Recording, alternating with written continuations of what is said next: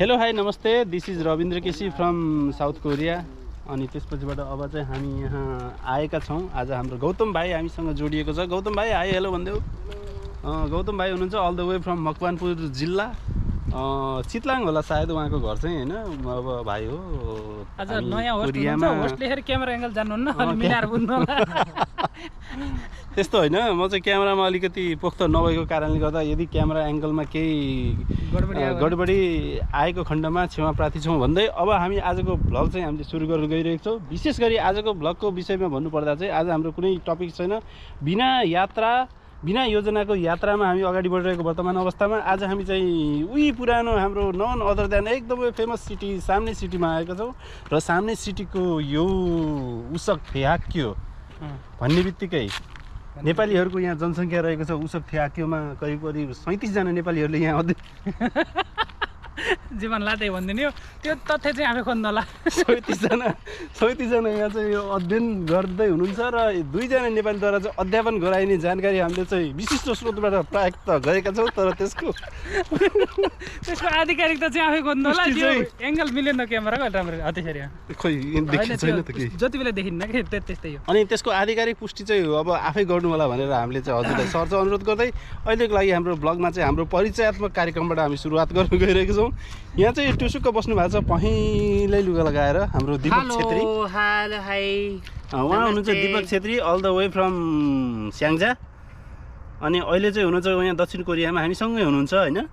अनि त्यसपछिबाट अर्को यहाँ हुनुहुन्छ हाम्रो मेन यहाँ लिडर टिम लिडर भन्ने कि के भने दुलसी कपाल हाल्नु भएको छ। उहाँको नाम चाहिँ सुदीप सुवेदी। तपाईँको नयाँ होस्टलाई चाहिँ अलिकति झेल्नु होला, मिलाएर बुझ्नुहोस्। त्यही हो नयाँ होस्टको परिचय दिनुपर्दा चाहिँ मेरो नाम चाहिँ Rabindra KC all the way from Samdhimi Bhaktapur ward number 3। अनि त्यस पछाडिबाट अर्को साथी जोडिनु भएको छ हाम्रो यहाँ Shishir Kandel all the way from घोडाघोडी नगरपालिका वडा नम्बर 4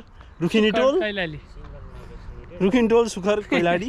अनि त्यसपछिबाट अर्को अब हाम्रो अघि नै हाम्रो लामा भाइले त तपाईँहरूले चिनिसक्नु भएको छ। उसको नाम चाहिँ गौतम हो। तर गौतम भन्ने बित्तिकै उहाँ कास्टमा नजानुहोस्। गौतम भनेको नाम हो, लामा चाहिँ उहाँको कास्ट हो। उहाँ चाहिँ तामाङ हुनुहुन्छ है, नझुकिनु होला, अनुहारमा जानु होला तपाईँहरू। र भन्दै अब हामी चाहिँ फेरि पनि अब हामी यो उसक थ्याकेको यो तपाईँले पृष्ठभूमिमा तपाईँले देख्न सक्नुहुनेछ यो बिल्डिङ। अनि त्यसपछिबाट हामी चाहिँ यो चाहिँ राउन्ड स्क्वायरमा छौँ। र साथीहरू अब चाहिँ हामी अब यो उसक थ्याकेको प्राङ्गणबाट अलिकति साइडमा हामी चाहिँ पिकनिक बनाउने कार्यक्रम तय गरेका छौँ। जस अन्तर्गत चाहिँ हामी चाहिँ अब पिकनिकको लागि चाहिने खाजा लिन हामी चाहिँ मार्केट गइरहेका छौँ। त्यति दिनसम्म कुर्नु होला। हामी के किन्छौँ हजुरले देख्न सक्नुहुनेछ, हामी तपाईँहरूलाई देखाउनेछौँ। पिकनिक बनाउने भनेको आज हामी पिकनिक होइन, हामी त यहाँ उज्बेकिस्तानको विशिष्ट परिकारहरू खानलाई हामी उज्बेकिस्तानको एउटा राम्रो सुड्डीको रेस्टुरेन्टमा आइपुगेका छौँ। सुड्डीको नाम हो फुलमाया, हामीले राखिदिएको माया गरेर। र यहाँ चाहिँ यो चिजहरू पाइँदो रहेछ। यसलाई के भन्छन् हामीलाई थाहा छैन होइन, तर अब खाना चाहिँ हामी सबै खान्छौँ है। र यहाँ सेफ सर पनि आइसक्नु भएको छ। हेलो, उज्बेकिस्तानको खाना परिकार टेस्ट गर्ने क्रममा चाहिँ आएका छौँ। यहाँ के छ भन्ने थाहा छैन, हामीले अर्डर गरेका छौँ। यसो मिलाएर यो चित्रमा डल्ला छन् नि, यो डल्ला एउटा मात्रै हो, 3टा होइन भन्छु कि 3टै हो। अब यहाँ समोसा जस्तै डल्ला छ। अब अङ्ग्रेजीमा चाहिँ यसलाई के भन्छ, अब प्याटिज भन्छन् कि अरे, नेपालीमा समोसा भन्छन्। यसको नाम के छ पत्ता छैन नि? यसको नाम चाहिँ छ, नामै रहेछ हो यसको त, नाम छैन, नामै छैन। जस्तो यता चाहिँ होस छ, खोजन कबाब छ यहाँ। अनि त्यसपछि चुचभुरा छ यहाँ। चुचभुरा भनेको चाहिँ यो झोल मोमो रहेछ होइन। यो चाहिँ उज्बेकिस्तानको भाषामा खाएपछि यो के कस्तो छ भन्ने कुरा हामी तपाईँलाई जानकारी दिने छौँ। त्यति दिनको लागि चाहिँ खाना नआउनुको लागि अनि हानानिमले अघि चाहिँ हामीलाई चाहिँ सुन्निमको रूपमा बोलाएको रहेछन् 5 बजे होइन। तर हामी चाहिँ विशेष कारणवश चाहिँ हामी जान पाएनौँ होइन। त्यसको लागि चाहिँ हानानिमलाई चाहिँ अब हामी चाहिँ अब यस्तै तरिकाले हामी सरी भन्न चाहन्छौँ दिपकजीको तर्फबाट है। कबाब मगाएको छौँ होइन, केबाब भन्छन् क्यारे होइन। यो उज्बेकिस्तानको यो एकदमै फेमस अनि टर्किस डिस हो यो।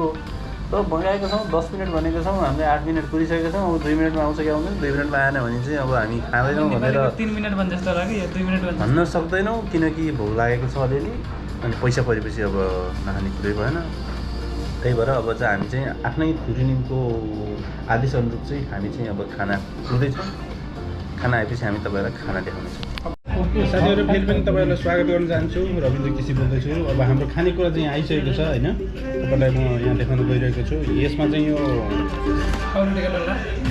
यो पाउरोटीको डल्ला हो यो यहाँभित्र चाहिँ आलुको पेस्ट रहेको छ होइन आलु छ यसमा त्यसपछिबाट यहाँ अर्को खाना रहेको छ यहाँ अब यो चाहिँ ट्रेडिसनल नेपाली स्टाइलको मोमो हो यो झन्डै तपाईँको यो कोदा पिठोमा मासु ऱ्याप गरेर बनाएको र अरू रहेको छ यहाँ छ यो फ्रेन्च ब्यागेट जस्तै छ यो होइन फ्रेन्च पाउरोटी जस्तै छ ठ्याक्कै यसको टेस्ट चाहिँ होइन त्यसपछिबाट यो चाहिँ मेन डिस चाहिँ होइन कबाब हो कि यो हड्डी हो होइन त्यो चाहिँ थाहा भएन यहाँ रहेको छ मोमो र यहाँ खाने महानुभावहरू चाहिँ यति मात्र छौँ है हामी 6 जना मात्र छौँ धेरै छैनौँ श्री स्कन्द पुराणे केदारखण्डे माघमात्मे कुमार अगस्त्य सम्वादे